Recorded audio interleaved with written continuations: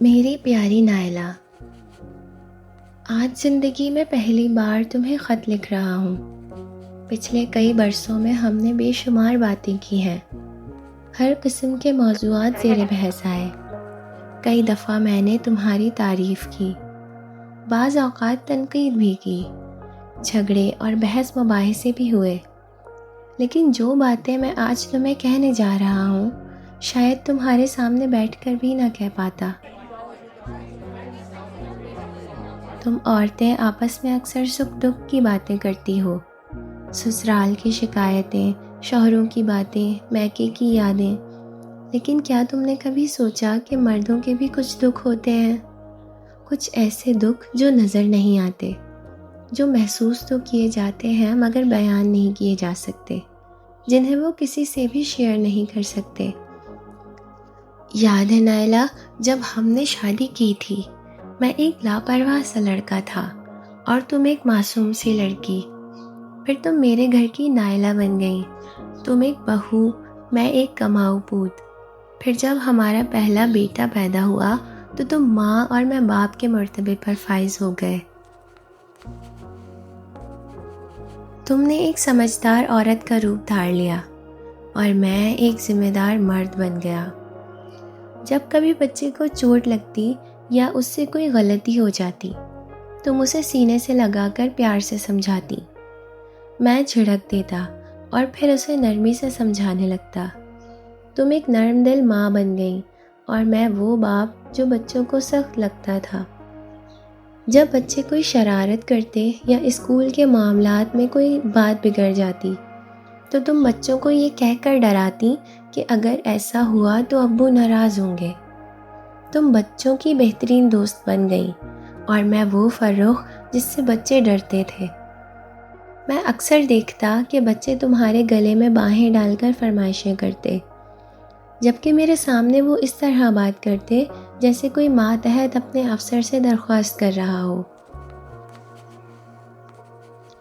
میں عزت کا حقدار ضرور ٹھہرا، مگر فاصلہ پیدا ہو گیا۔ تم چاند کی ٹھنڈک بن کر ان کے دلوں میں گھر کر گئیں اور میں سورج بن کر فاصلے پر رہ گیا۔ اگر کبھی میں سر درد کی شکایت کرتا تو تم چائے اور دوا فوراً لے آتی اور بچوں کو کہتی کہ ابو آرام کر رہے ہیں، شور نہ مچانا۔ حالانکہ میں کہنا چاہتا تھا کہ میرے درد کی اصل دوا وہی ننھے قہقہے اور بچوں کی ہنسی ہے، مگر میری انا آڑے آ جاتی، آخر میں مرد جو تھا۔ کبھی کبھی سوچتا ہوں تم نے میرے ساتھ ایسا کیوں کیا، لیکن شاید سارا قصور تمہارا بھی نہیں، شاید میں نے بھی ان فاصلوں کو کم کرنے کی کوشش نہیں کی۔ مگر میں کرتا بھی تو کیا، سارا دن دفتر کی تھکن، بے ایمانی کے ماحول میں رزق حلال کی جدوجہد اور دل کی یہی خواہش کہ میرے بچے صرف حلال کھائیں۔ تم نے میرا بہت خیال رکھا، میرے آرام کا، میرے سکون کا، لیکن شاید کہیں نہ کہیں ہم دونوں بچوں سے اور ایک دوسرے سے دور ہوتے گئے۔ میں چاہتا تھا بچے میرے پاس آئیں، چھوٹی چھوٹی باتیں کریں، اپنے اسکول کے قصے سنائیں، مگر ایسا کم ہی ہوا۔ مہنگائی نے جب تمہیں پریشان کیا، میں نے اوور ٹائم شروع کر دیا تاکہ بچوں کی خواہشات پر سمجھوتا نہ ہو، لیکن وہی اوور ٹائم میرے اور بچوں کے بیچ دیوار بن گیا۔ اب میں سوچتا ہوں شاید میری ماں بھی ایسی ہی تھی، یا شاید تمام عورتیں ایسی ہی ہوتی ہیں، یا شاید یہ فطرت کا نظام ہے، اور شاید مرد کی بھی کچھ کوتاہی ہو، میں فیصلہ نہیں کر پاتا۔ دنیا میں اکثر بچے اپنی ماؤں کے گن گاتے ہیں کہ ماں نے زیور بیچ دیا، کمیٹی ڈالی، قربانی دی، مگر وہ سب تو باپ کی کمائی سے ہی تھا۔ معاف کرنا نائلہ اگر میں کچھ زیادہ سچ بھول گیا ہوں۔ سچ کہوں تو تم نے کبھی اپنے فرائض میں کوتاہی نہیں کی۔ ایک بیوی، ایک ماں کے طور پر تم 100 میں سے 100 نمبر کی حقدار ہو۔ بس میں اپنے دل کا بوجھ ہلکا کرنا چاہتا تھا۔ شاید یہ خط میں کبھی تمہیں نہ دے سکوں، شاید کبھی نہ پڑھاؤں، یا شاید ایک دن دوں بھی جب ہم دونوں چائے پی رہے ہوں۔